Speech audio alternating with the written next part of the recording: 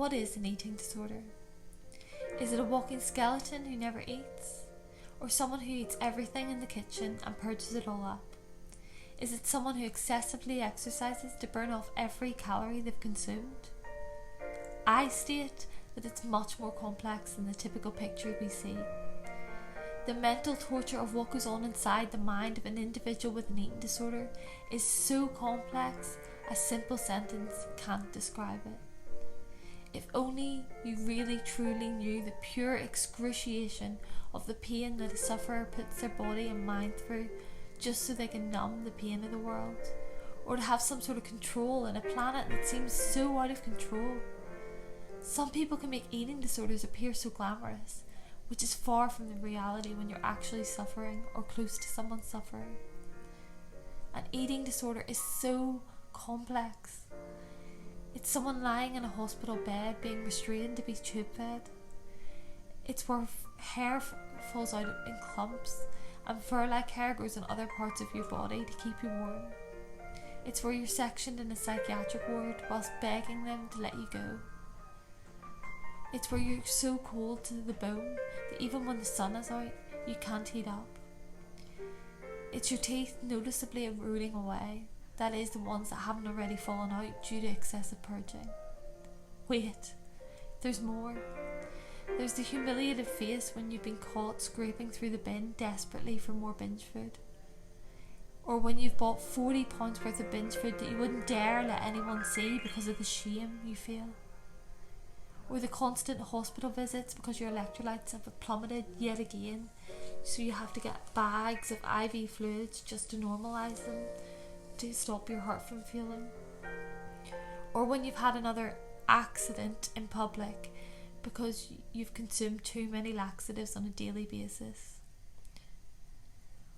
Or when you've damaged your body so much you end up with osteoporosis or heart or organ damage.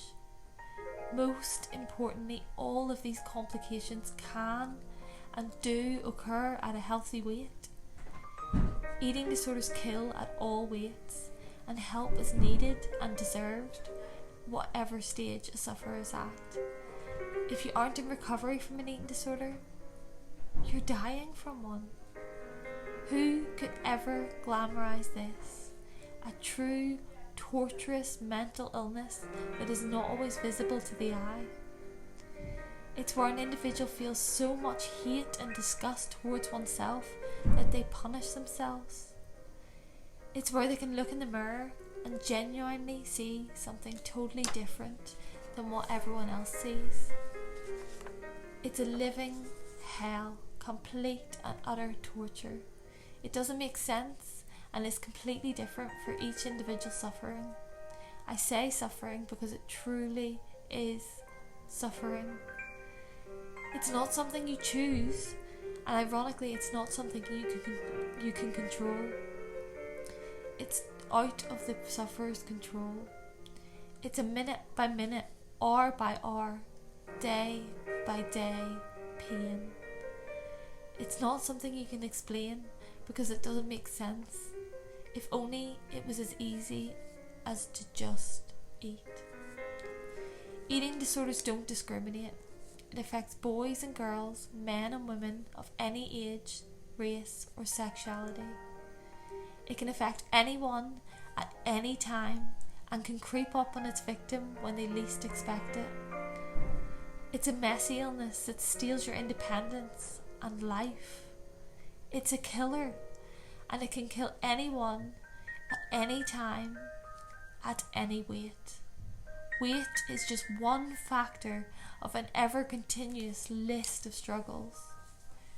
You look really well, healthy, is a statement that literally translates to the sufferer as a heart-wrenching, you look fat.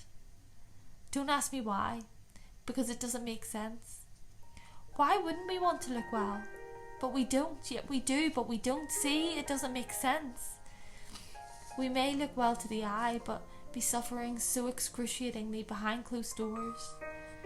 It's such a secretive illness that the sufferers usually don't want people to know the secrets that lie behind closed doors.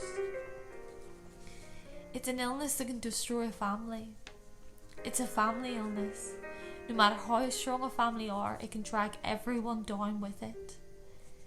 It is so painful watching someone you absolutely adore hurt themselves, helplessly knowing that there's nothing you can do but watch. That can be more painful than the sufferer experiencing the illness themselves. To care for someone struggling can create so much tension, hurt and anger. Really, all a loved one can do is keep loving them, be patient, listen to them, and keep trying to understand. The more a family member or friend tries to push, help, the more sufferer can run away. The person suffering has to be ready to make the change, and sadly no one can do it for them.